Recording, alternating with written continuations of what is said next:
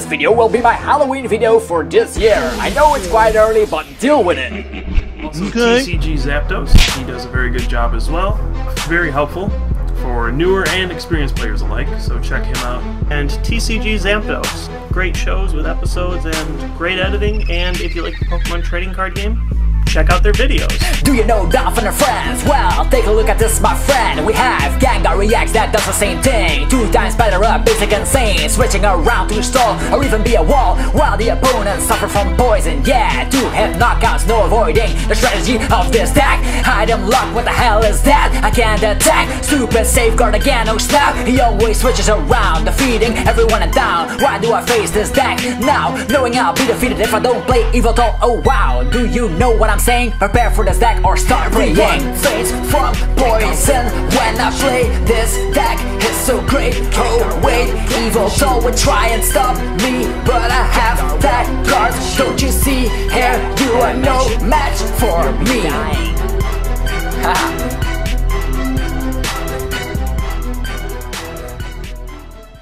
What's up YouTube? It's Zapdos TCG here and welcome to episode 84. This time around we're gonna do some new deck analysis. Yeah, that's right, since Phantom Forces is peeking around the corner. Alright, we start a new deck analysis off with Gengar EX. Gengar, as you know, is the main Pokemon from the set, just as Lucario EX was the main Pokemon from Furious Fist. The thing we know is that Gengar EX is also really playable and will be quite expensive, and the Psychic type gets a ton of support cards.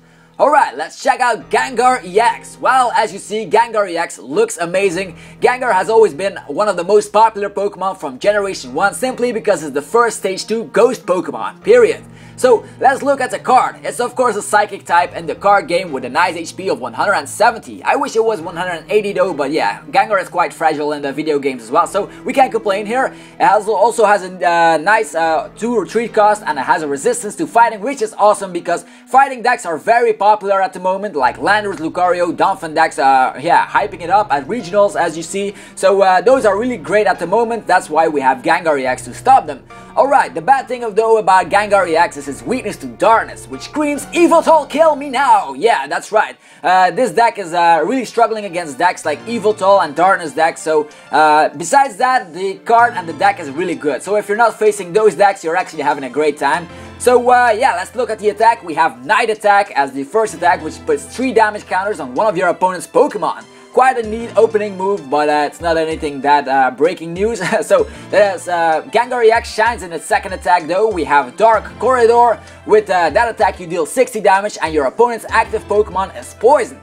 Then you also switch Gengar EX around with one of your bench Pokemon. So basically it's the exact same thing like the Donphan, the Donphan and Friends deck, meaning you can switch and into a stall card after dealing some damage. Also with Fairbank City Gem, the poison will really hurt your opponent and stack up that way to get more power onto the attack. But maybe you can go for Dimensional Valley, which is a new stadium card, which will also be getting at Phantom Forces, which makes it so Psychic Pokemon have to use 1 colorless energy less to attack, which means Gengar will be able to attack for just 2 energies. But maybe you just want to go for Fairbank City Gem because that way you deal more damage, and if you attach DCE it's only 2 energies anyway. It's personal preferences only. Also you should definitely play 4 Mystery Energies, which is a new energy which we'll be getting in the Phantom Forces set as well.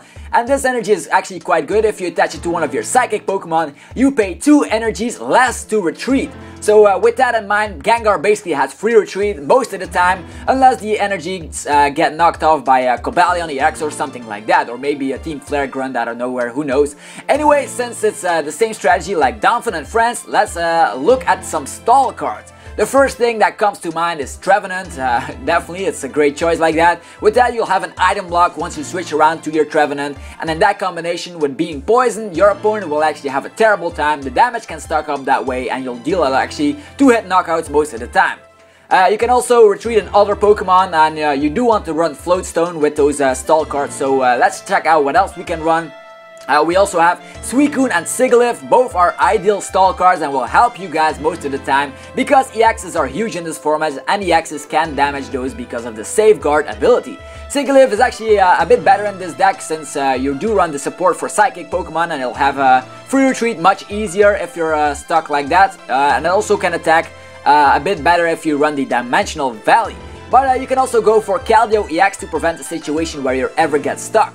Besides that, we have Snorlax from the Plasma Storm set, which is a great contender in this deck just because it has the ability to prevent your opponent from switching out. So imagine yourself, you have Gengar EX using the attack with Fairbank City Gym out, your opponent is poisoned, so they're already receiving 9 damage counters in total, and then you switch around to your Snorlax. They can retreat, so you'll easily have 2-hit knockouts with that. Next is Latias EX, which you can switch into, and the Pokemon that have abilities can attack Latias EX. So could be neat in a Pyro matchup to stall a bit, even though this deck doesn't really have problems with Pyro since Poison will deal most of the damage. And you can also run something else. We have the new Wobbuffet, the upcoming Wobbuffet, to help you out. It has an ability, and it states, if this is your active Pokemon, everyone in play can use abilities, even in the discard pile or in your hand. So this is great for Psychic Pokemon because the ability actually works. Actually, it only locks down the abilities for the non-Psychic Pokemon, so your Psychic Pokemon's abilities still work. This is quite bad since Garbodor is a Psychic Pokemon in the card game, so yeah, maybe, yeah, they contradict each other. So it can work to your advantage, of course, with if you run a deck like this with the 1 version or 2 version of the Wobbuffet, you can actually have a better time against Pyro since yeah, those abilities get shut down, and that way we can actually do something, but it's too bad that Wobbuffet has to be active like that. Other things I can mention is that you can switch into Wobbuffet because, yeah, with Wobbuffet out, they can use Darkrai's ability and Yveltal decks, so quite versatile this deck. You never know what Gengar EX will switch into. Then there's also Mega Gengar EX. This bad boy looks awesome and it has a very amazing attack. For a Psychic and a DCE, just for 2 energies actually, you can actually destroy your opponent because you can choose one of your opponent's attacks and use it as this attack without any downside. You don't need to correct energies at all, so it's like the better version of the old school foul play from the Zoroark, since you can use attacks even from your opponent's bench Pokemon. So let's say your opponent benches a powerful EX, which is a really great attacker, and the bad thing is though is that you can use those cards against them, so that is really awesome. So another thing you might consider is running Spirit Link cards, which actually is really great for Mega Gengar EX, otherwise you waste a turn when you Mega Evolve, and if you have the Spirit Link card attached, you can actually evolve and still attack. So the deck runs fine without Mega Gengar EX, since the main strategy is attacking and hiding with the regular Gengar EX, but having Mega Gengar EX as your trump card will most of the time win you games. Let's say Yveltal EX is racking up some damage and has a ton of energies and you don't know what to do, well, you Mega Evolve straight away with Spirit Link card to Mega Gengar EX and actually get that last energy and use the Evil Ball against him. So, you can just use other attacks also to knock him out like that. Maybe you bench Mewtwo EX using the DCE. Everything is possible. It also works really well against other decks. Let's say you're facing a Seismitoad deck, and actually you can use Quaking Punch with your Mega Gengar EX as well. Other Charizard, maybe, yeah, Charizard can also deal a ton of damage. If they bounce one of those, you can use those attacks, so you can actually attack out of nowhere with that. Another thing I'd personally run is one Mewtwo EX because I just love the card, and with Mystery Energy it has free retreat, so why not run it? So I was talking about Spirit Link cards. You can also try out Tool Retriever, which actually puts back the Spirit Link card after you evolved into Mega Gengar back into your hand, and then you can play something else like Muscle Band. This is a sweet method to actually deal more damage, but I don't think you'll have yeah, that much space left in your deck, so let's see. It's also personal to actually fit everything personally in the deck. Also, you can try out One Day Dene to cover your Darkness weakness if you're like going to a tournament and everyone's playing Yveltal and you're saying like, oh, my Gengar EX will have a terrible time. Try out Dedenne. Also, you guys should try out one copy of the new Substitute Robot, which we'll be getting in the new set as well. It has 30 HP and you can treat it as a basic Pokemon and you can discard it during your turn whenever you feel like it. And if your opponent knocks it out, they don't get a prize card. And the Substitute Robot can retreat. So this is an ideal deck. Actually, it's great in this deck. It can stall sometimes if your opponent is poisoned, and yeah, if they knock out this Substitute Robot, they actually don't receive anything from it. Then for some other mentionable trainers, we have of course the standard supporters, 4 and for Juniper, 1-2 Lysander, 2-3 Skyla, and actually the rest is up to you. Then some float stones are a must, 4 DCEs because Gengar definitely needs them. Some people might run the Dimensional Valley because yeah, they want to attack faster, but I prefer Fairbank City Gem, and with that you definitely need some DCEs. Then Evo Soda might work since you want to get out your Trevenants quickly, and then maybe a Starling Megaphone. A bunch of Ultra Balls is must. Maybe one switch, since you can switch with the new energies, yeah, and you switch around anyway thanks to the float stones and Gengar's attack.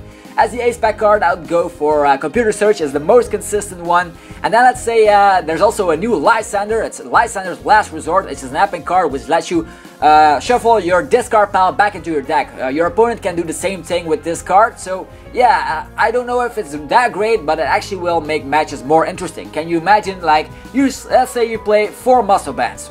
With Lysander's Resort, you can actually get 8 since you get everything back, and if you discard everything, then use Lysander's Resort, you can get everything back. You can use Juniper without being afraid like, oh, I discarded some really important stuff.